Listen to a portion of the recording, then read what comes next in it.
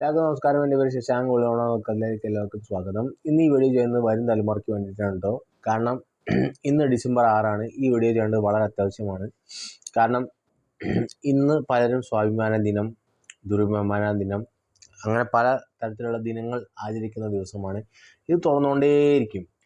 പക്ഷേ ഇതിൽ എനിക്ക് പറയാനുള്ളത്, അതായത് അയോധ്യ രാമക്ഷേത്രത്തിനെ കുറിച്ചുള്ള പറയാനുള്ളത്, ആ കോടതി വിധിയിൽ വന്നിട്ടുള്ള 5 ഏക്കർ, അതായത് അയോധ്യ ഡെവലപ്മെൻറ്റ് അതോറിറ്റിയുടെ കീഴിൽ ദാനിപ്പൂരിലുള്ള ആ ഒരു 5 ഏക്കറിൽ പണിയാൻ നമ്മൾ അനുമതി കൊടുത്തിട്ടുള്ള, അതായത് രാജ്യം അനുമതി കൊടുത്തിട്ടുള്ള ആ ഒരു പള്ളിയെ കുറിച്ചാണ് എനിക്ക് പറയാനുള്ളത്. കാരണം ആ പള്ളിക്ക് എത്രയും പെട്ടെന്ന് ആളുകൾ സപ്പോർട്ട് ചെയ്യണം, ആ പള്ളി പണിയണം. കാരണം അതിനുള്ള ക്ലിയറൻസുകളും കാര്യങ്ങളൊക്കെ കുറച്ച് മുടക്കത്തിലാണ്.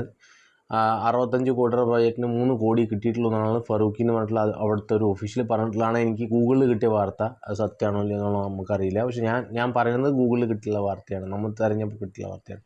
പക്ഷെ അതിനെക്കുറിച്ച് എല്ലാവരും, ഈ സമൂഹത്തിലുള്ളവരെല്ലാവരും കൂടി ചിന്തിച്ച് എന്താ ചെയ്യാൻ പറ്റുകയെന്ന് വെച്ചാൽ അതിന് നല്ലതായി ചെയ്യുക. കാരണം എനിക്കിതിൽ ഒറ്റ കാര്യം പറയുള്ളൂ, ഒരാൾക്കും സ്വാഭിമാനവും ദുരഭിമാനവും തോന്നേണ്ടതല്ല.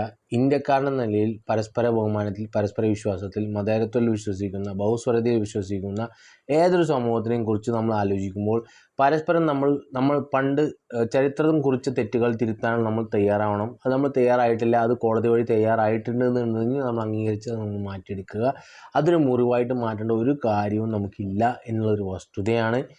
2, എനിക്ക് പറയാനുള്ളത്, ഈ കാര്യത്തിൽ ഇനിയും പ്രശ്നമുള്ളവർ ഞാനിപ്പോഴും പറയുന്നു, അതായത് കാശി, മധുര, അതേപോലെ അയോധ്യ, അതായത് RSS, അതായത് നിങ്ങൾ ഏറ്റവും കൂടുതൽ വർഗീയമായിട്ട് ചിത്രീകരിക്കുന്ന ആ ഒരു സംഘടനയുടെ ഏറ്റവും വലിയ സർസംഘചാലകമായിട്ടുള്ള മോഹൻ ഭാഗവത് ഒരു ചർച്ചയിൽ പറഞ്ഞിട്ടുണ്ട്, കാശി, മധുര, അയോധ്യ എന്നീ സ്ഥാനങ്ങൾ നിങ്ങൾ, അതായത് അത് ചരിത്രപരമായിട്ട് ഹിന്ദുക്കൾക്ക് വളരെയധികം ഇമ്പോർട്ടൻ്റ് ആയിട്ടുള്ള കാര്യമാണ്, അത് വിട്ടു കൊടുക്കുക.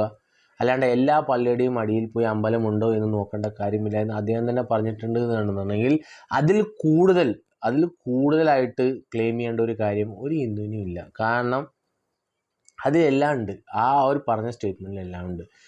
നമുക്കെന്താ ആവശ്യം? നമ്മുടെ രാജ്യത്തിൻ്റെ കുതിപ്പാണ് ആവശ്യം. നമ്മുടെ രാജ്യത്തെ പൗരന്മാരെല്ലാവരും നമുക്കൊന്നാണ്. നമുക്ക് അസ്സലാമു അലൈക്കും എന്ന് പറയാം, നമുക്ക് ജയ് ശ്രീറാം എന്ന് പറയാം, നമുക്ക് ഓം നമഃ ശിവായ എന്ന് പറയാം, നമുക്ക് ഈശോപിശയായിട്ട് സ്തുതിയായിരിക്കണം എന്ന് പറയാം.